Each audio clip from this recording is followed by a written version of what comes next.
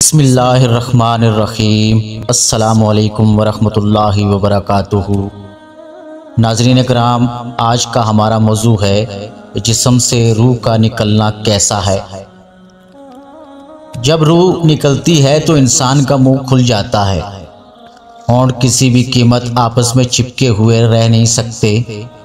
روح پیر سے نکلتی ہوئی اوپر کی طرف آتی ہے۔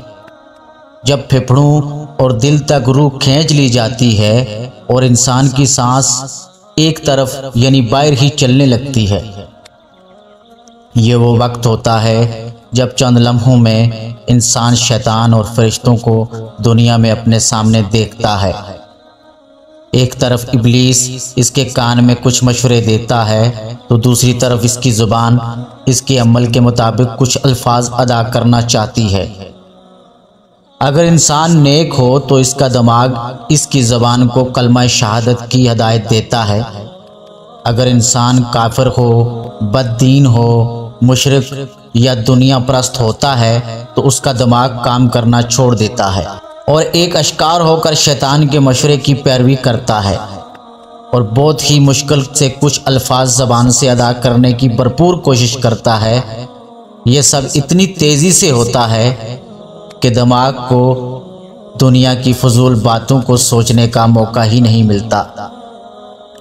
انسان روح نکلتے ہوئے ایک زبردست تکلیف ذہن محسوس کرتا ہے لیکن تڑپ نہیں پاتا، کیونکہ دماغ کو چھوڑ کر باقی جسم کی روح اس کے حلق میں اکٹھی ہو جاتی ہے اور جسم ایک گوشت کے بے جان لوتھڑے کی طرح پڑا ہوا ہوتا ہے جس میں کوئی حرکت کی گنجائش نہیں رہتی۔ آخر میں دماغ کی روح بھی کھینچ لی جاتی ہے۔ آنکھیں روح کو لے کر جاتے ہوئے دیکھ رہی ہوتی ہیں، اس لیے آنکھوں کی پتلیاں اوپر چڑھ جاتی ہیں، یا جس سمت فرشتہ روح قبض کر کے جاتا ہے اس سمت کی طرف ہوتی ہیں۔ اس کے بعد انسان کی زندگی کا سفر شروع ہوتا ہے جس میں روح تکلیفوں کے تہہ خانوں سے لے کر آرام کے محلات کی آہٹ تک محسوس کرنے لگتی ہے، جیسا کہ اس سے وعدہ کیا گیا ہے۔ جو دنیا سے گیا واپس کبھی نہیں لوٹا، صرف اسی لیے کہ کیونکہ اس روح کو عالم برزخ کا انتظار کرنا ہوتا ہے جس میں اس کا ٹھکانہ دے دیا جائے گا۔ اس دنیا میں محسوس ہونے والی طویل مدت ان روحوں کے لیے چند سیکنڈ سے زیادہ نہیں ہوگی، یہاں تک کہ اگر کوئی آج سے کروڑوں سال پہلے ہی کیوں نہ مر چکا ہو، مومن کی روح اس طرح کھینچ لی جاتی ہے جیسے آٹے سے بال نکالا جاتا ہے، اور گناہگار کی روح خاردار درخت پر پڑے سوتی کپڑے کی طرح کھینچی جاتی ہے۔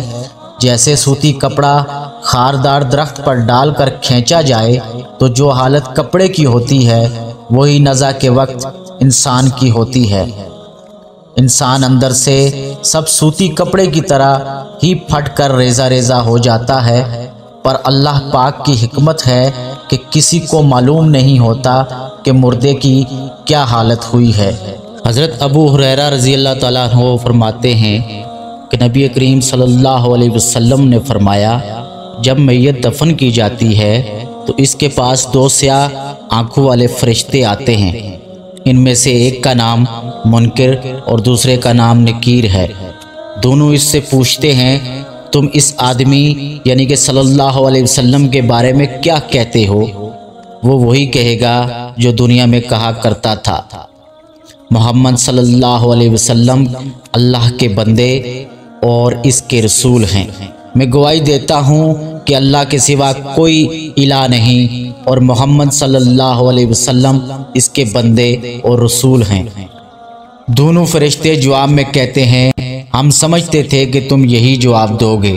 پھر اس کی قبر 70 ہاتھ فراخ کر دی جاتی ہے اور اسے روشن کر دیا جاتا ہے۔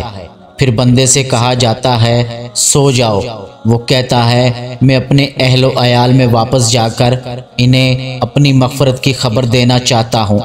فرشتے جواب میں کہتے ہیں، یہ ممکن نہیں، بلکہ اب تم دلہن کی نیند جیسی پرسکون نیند سو جاؤ۔ جسے اس کے محبوب کے علاوہ کوئی نہیں جگاتا، چنانچہ وہ سو جاتا ہے یہاں تک کہ اللہ ہی اسے قبر سے اٹھائے گا۔ اگر مرنے والا منافق ہو تو وہ فرشتوں کے سوال کے جواب میں کہتا ہے محمد صلی اللہ علیہ وسلم کے بارے میں وہی کچھ کہتا ہوں جو لوگوں کو کہتے سنتا تھا، اس کے علاوہ میں کچھ نہیں جانتا۔ دونوں فرشتے کہتے ہیں ہمیں معلوم تھا تم یہی جواب دو گے۔ پھر زمین کو حکم دیا جاتا ہے کہ تنگ ہو جا، چنانچہ وہ تنگ ہو جاتی ہے اور اس کی پسلیاں ایک دوسری میں گھس جاتی ہیں۔ منافق اپنی قبر میں قیامت تک اسی عذاب میں مبتلا رہتا ہے۔ اللہ پاک سے دعا ہے کہ ہم سب کو موت کے وقت کلمہ شہادت نصیب فرمائے اور اپنے پیارے محبوب سرکار کائنات حضرت محمد مصطفیٰ صلی اللہ علیہ وسلم کا دیدار نصیب فرمائے، آمین یا رب العالمین۔ ناظرین کرام، جانے سے پہلے آپ سے گزارش ہے کہ چینل کو سبسکرائب کریں، ویڈیو کو لائک کریں اور کمنٹ باکس میں اپنی قیمتی رائے کا ضرور اظہار فرمائیں۔ اسی کے ساتھ اجازت چاہوں گا، اللہ نگہبان۔